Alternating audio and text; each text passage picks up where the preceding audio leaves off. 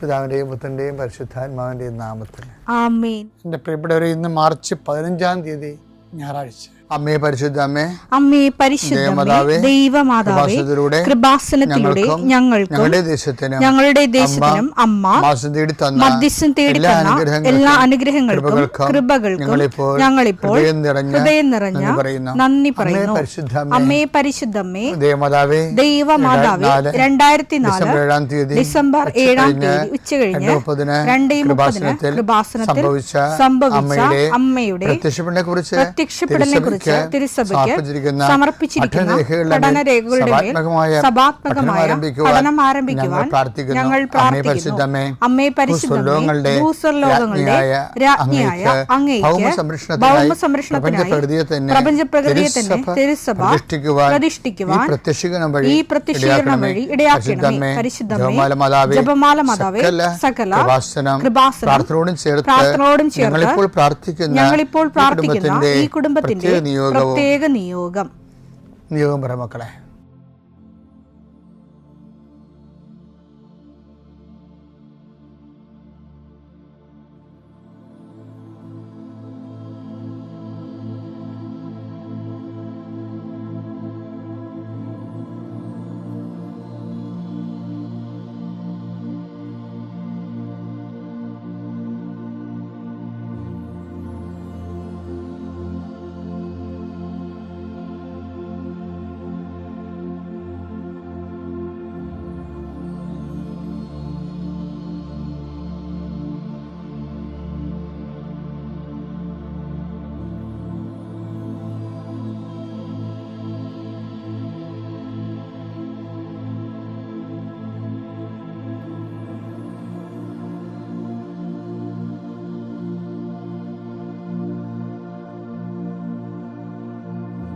അമ്മയുടെ പ്രത്യക്ഷീകരണത്തിന്റെ ഈ അനുഗ്രഹവേളയിൽ ഞങ്ങൾക്ക് സാധിച്ചു തരുവാൻ കനിയണമേ.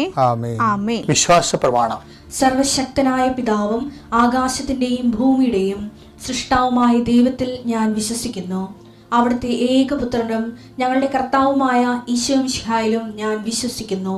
ഈ പുത്രൻ പരിശുദ്ധാത്മാവിനാൽ ഗർഭസ്ഥനായി കന്യകാമറിയത്തിൽ നിന്ന് പിറന്ന് പൊന്തിയോസ് പീലാത്തോസിന്റെ കാലത്ത് പീഡകൾ സഹിച്ച് കുരിശിൽ തറയ്ക്കപ്പെട്ട് മരിച്ച് അടക്കപ്പെട്ട് പാതാളങ്ങളിൽ ഇറങ്ങി മരിച്ചവരുടെ ഇടയിൽ നിന്ന് 3-ാം നാൾ ഉയർത്ത് സ്വർഗത്തിലേക്ക് എഴുന്നള്ളി സർവശക്തിയുള്ള പിതാവായ ദൈവത്തിന്റെ വലതുഭാഗത്തിരിക്കുന്നു.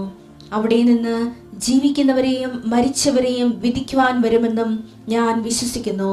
പരിശുദ്ധാത്മാവിലും ഞാൻ വിശ്വസിക്കുന്നു. വിശുദ്ധ കത്തോലിക്കാ സഭയിലും പുണ്യവാന്മാരുടെ ഐക്യത്തിലും പാപങ്ങളുടെ മോചനത്തിലും ശരീരത്തിന്റെ ഉയർപ്പിലും നിത്യമായ ജീവിതത്തിലും ഞാൻ വിശ്വസിക്കുന്നു. ആമേൻ. സ്വർഗ്ഗസ്ഥനായ ഞങ്ങളുടെ പിതാവേ, അങ്ങയുടെ നാമം പൂജിതമാകണമേ. അങ്ങയുടെ രാജ്യം വരണമേ. അങ്ങയുടെ തിരുമനസ് സ്വർഗത്തിലെ പോലെ ഭൂമിയിലും ആകണമേ. അന്നു വേണ്ടുന്ന ആഹാരം ഇന്ന് ഞങ്ങൾക്ക് തരണമേ. ഞങ്ങളോട് തെറ്റ് ചെയ്യുന്നവരോട് ഞങ്ങൾ ക്ഷമിക്കുന്നത് പോലെ ഞങ്ങളുടെ തെറ്റുകൾ ഞങ്ങളോടും ക്ഷമിക്കണമേ. ഞങ്ങളെ പ്രലോഭനത്തിൽ ഉൾപ്പെടുത്തരുതേ, തിന്മയിൽ ഞങ്ങൾ രക്ഷിക്കണമേ. ആമേൻ. നന്മ നിറഞ്ഞ മറിയമേ, സ്വസ്തി. കർത്താവ് അങ്ങയുടെ കൂടെ സ്ത്രീകളിൽ അങ്ങ് അനുഗ്രഹിക്കപ്പെട്ടവളാകുന്നു. അങ്ങയുടെ ഉദരത്തിൻ ഫലമായി ഈശോ അനുഗ്രഹിക്കപ്പെട്ടവനാകുന്നു. പരിശുദ്ധ മറിയമേ, തമ്പുരാന്റെ അമ്മേ, പാപികളായ ഞങ്ങൾക്ക് വേണ്ടി ഇപ്പോഴും ഞങ്ങളുടെ മരണസമയത്തും തമ്പുരാനോട് അപേക്ഷിക്കണമേ. ആമേൻ. കർത്താവേ, നിന്റെ ഉന്നതമായ നാമത്തിന് സ്തോത്രം ചെയ്യുന്നു. കർത്താവേ, നിന്റെ വിശുദ്ധ പൗരോഹിത്യത്തെ മഹത്വപ്പെടുത്തണമേ. കർത്താവേ, സഭയിലുള്ള സാന്നിധ്യം പ്രകടമാക്കണമേ. 40 വർഷം ഞാൻ അർപ്പിച്ച കൃപാനയുടെ യോഗ്യതയാണ്. കൃപാസ്ഥാനത്താറെ ജീവനോടെ പ്രത്യക്ഷപ്പെട്ട പരിശുദ്ധ അമ്മയുടെ മാധ്യസ്ഥത്തിൽ ഇന്ന് ഉത്തരവാദിത്തങ്ങളിലേക്ക് പോകുന്ന എല്ലാവരെയും ഞാൻ ഈശ്വര നാമത്തെ ആശീർവദിക്കുന്നു. ജോലി, വീട്, വിവാഹം, ബാങ്ക്, പരീക്ഷ, പഠനം, ഇൻ്റർവ്യൂ, സ്ഥലമെടുപ്പ്, സ്ഥലം അളവ്, വീട് വെക്കൽ, അപേക്ഷ കൊടുക്കൽ, ഇങ്ങനെ ആശുപത്രി പോക്ക്, ടെസ്റ്റ്, അതുപോലെ തന്നെ ബയോപ്സി, ഇങ്ങനെ എന്തെല്ലാം കാര്യങ്ങൾക്ക് വേണ്ടി നിൻ്റെ ദൈവപദം നീ പോകുന്നുവോ, come with you wherever you go, നീ എവിടെ പോയാലും നിൻ്റെ കൂടെ ഞാൻ ഉണ്ടായിരിക്കും. നല്ല കർത്താവിൻ്റെ വാഗ്ദാന പ്രകാരം സഞ്ചാരി മാതാവ് സമയത്തിൻ്റെ അധികാരി നിൻ്റെ കൂടെ വരികയും നിൻ്റെ ഉദ്ദേശ ലക്ഷ്യങ്ങളെ ആശീർവദിക്കുകയും നീ അറിയാത്ത അവിചാരിതമായ അപകടങ്ങൾ, ആകസ്മിക സങ്കടങ്ങളിൽ നിന്ന് കർത്താവ് നിൻ്റെ യാത്രയുടെ ലക്ഷ്യത്തെ സംരക്ഷിക്കട്ടെ.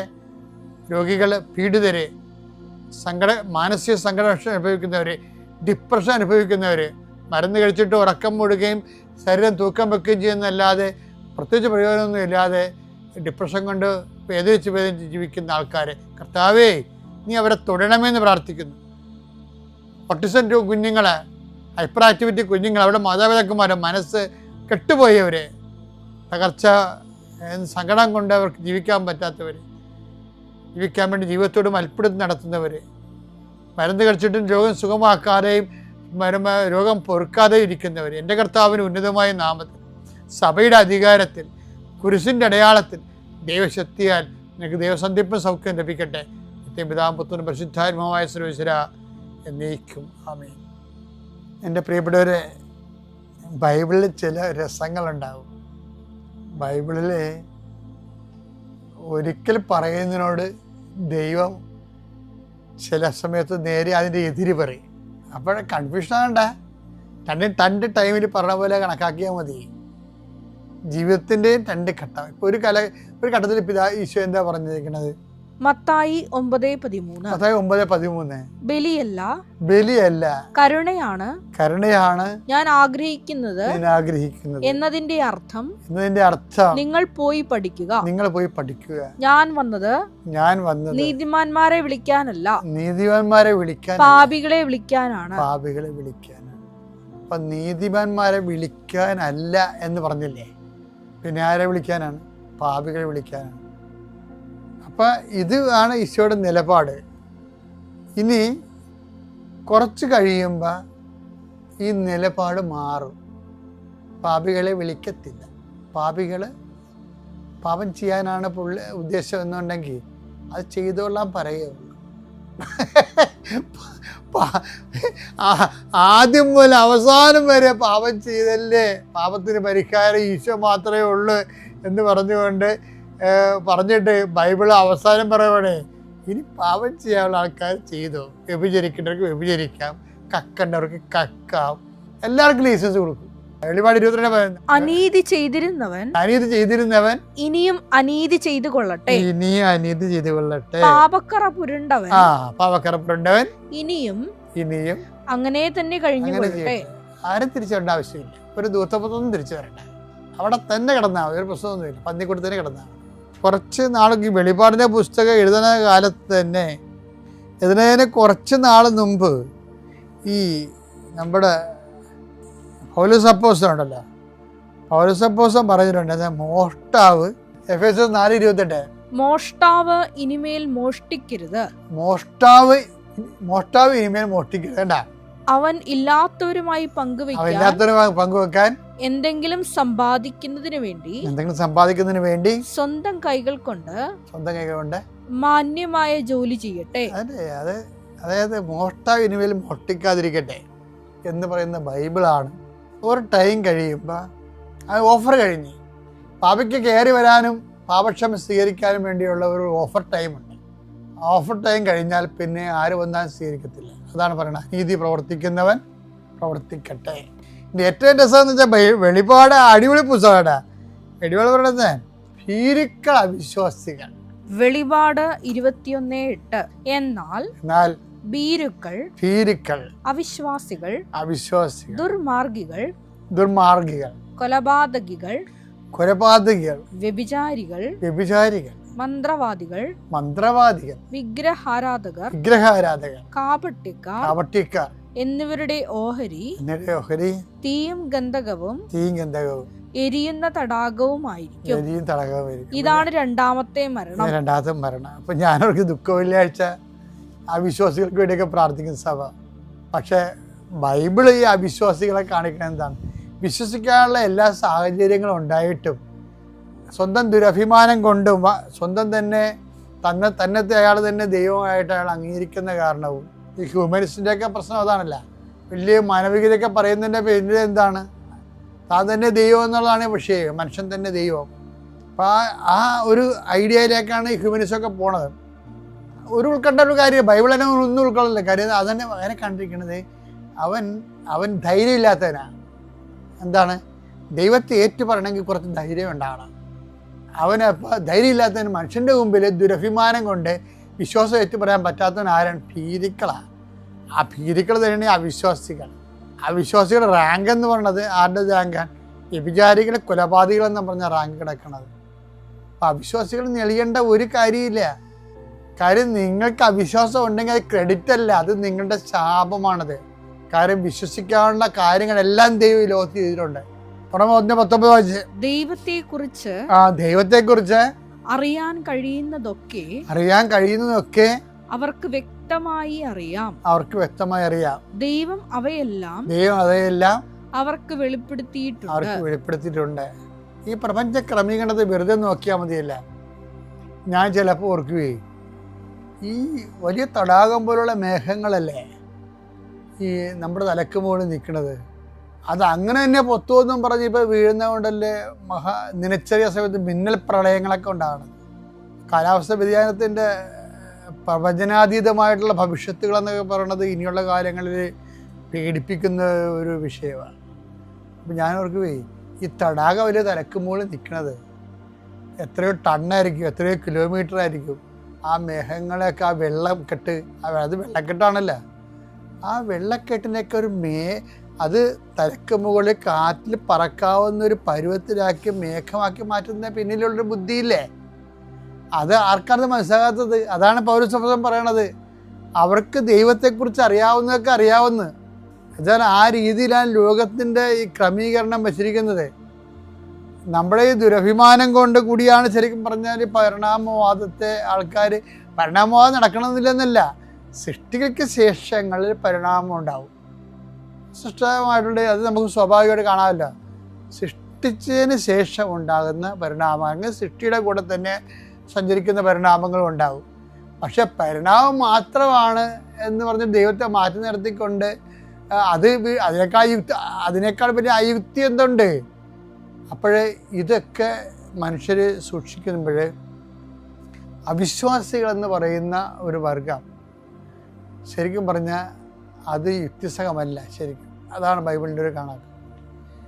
അവർ വിശ്വാസം ഏറ്റു പറയാൻ ഭീരുക്കളാണ്. അതുകൊണ്ടാണ് ഭീരുക്കൾ അവിശ്വാസികളെന്ന് പറയുന്നതിൻ്റെ കാരണം. അപ്പം വിശ്വാസം ഏറ്റു പറയുന്നത് ധൈര്യമാണ്. തന്നെയല്ല ഈ നിരീശ്വര പ്രസ്ഥാനത്തിന് വേണ്ടി മരിച്ച ആൾക്കാരെ പലരെയും കാണുക.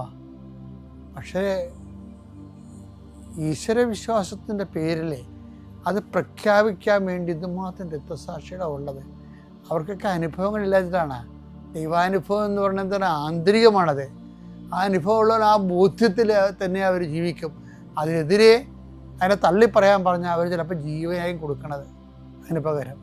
അതാണ് ദൈവവിശ്വാസത്തിൻ്റെ കരുത്ത് ഭൂമി നിൽക്കുന്നതിൻ്റെ കാരണം. ഞാൻ പറഞ്ഞു വരുന്നതിൻ്റെ അർത്ഥം ഈ അവസാനം അവസാനം വരെ ദൈവം ഇങ്ങനെ അനുതാപത്തിലേക്ക് പാപികളെ വിളിക്കുന്നുണ്ടെങ്കിലും അനുതാപത്തിൻ്റെ അവസരം നഷ്ടപ്പെടുന്നു. ഹെബ്രായർ 12:17 പിന്നീട് അവകാശം പ്രാപിക്കാൻ ആഗ്രഹിച്ചപ്പോൾ അവൻ തിരസ്കരിക്കപ്പെട്ടുവെന്ന് നിങ്ങൾക്കറിയാമല്ലോ. കണ്ണീരോടെ അവനത് ആഗ്രഹിച്ചെങ്കിലും അനുദപിക്കാൻ അവൻ അവസരം ലഭിച്ചില്ല. അവന് അവസരം ലഭിച്ചില്ലെന്ന്. അപ്പം അനുതാപം ഒരു അവസരമാണ്. അതുകൊണ്ട് ആ അവസരം ദൈവം തന്നിട്ട് ആ ഒരു ടൈം കഴിഞ്ഞാൽ പിന്നെ നിനക്ക് എൻ്റെ അനുതാപം സ്വീകാര്യമല്ലാതെ വരും. അതുകൊണ്ടാണ് ബൈബിൾ പറയണത് ഇനി അനീതി പ്രവർത്തിക്കുന്നു അനീതി പ്രവർത്തിക്കട്ടെ എന്ന് പറഞ്ഞതിൻ്റെ കാര്യം എന്താണ്? തിന്മ ചെയ്യുന്നവൻ തിന്മ ചെയ്യട്ടെ. അപ്പം ഈ അവസരം ഒരു നോമ്പ് കാലം ഒരു അവസരമാണ്. ഓരോ മനുഷ്യർക്കും ഇതുപോലെ ദൈവം ഓരോ സമയം കൊടുത്തിട്ടുണ്ട് അവസരം. ആ അവസരത്തെ തന്നെ അവനെ അനുദപിക്കണം. അത് കഴിഞ്ഞാൽ ചിലപ്പോൾ അനുതാപം സ്വീകാര്യമായിരിക്കത്തില്ല. സ്വീകാര്യമായ സമയത്താണ് നമ്മുടെ അനുതാപം പോലും ദൈവം സ്വീകരിക്കുന്നത്. ബൈബിളിലെ 2 കൊരിന്ത്യർ നമ്മൾ വായിക്കുന്നില്ലേ? ഇതാണ് സ്വീകാര്യമായ സമയം. 2 കൊരിന്ത്യർ 6:2 അവിടുന്ന് അരുൾ ചെയ്യുന്നു, സ്വീകാര്യമായ സമയത്ത് ഞാൻ നിന്റെ പ്രാർത്ഥന കേട്ടു. രക്ഷയുടെ ദിവസത്തിൽ ഞാൻ നിന്നെ സഹായിക്കുകയും ചെയ്തു. ഇതാ ഇപ്പോൾ സ്വീകാര്യമായ സമയം. ഇതാ ഇപ്പോൾ രക്ഷയുടെ ദിവസം. ഈ നോൻപുകാലത്തിന്റെ അരൂപി മനസ്സിലായിക്കൊണ്ട് അനുതാപത്തിലേക്ക് വന്ന് ദൈവത്തെ സ്വീകരിക്കാൻ ദൈവം നമ്മളെ സഹായിക്കട്ടെ. പിതാവിന്റെയും പുത്രന്റെയും പരിശുദ്ധാത്മാവിന്റെ നാമത്തിൽ.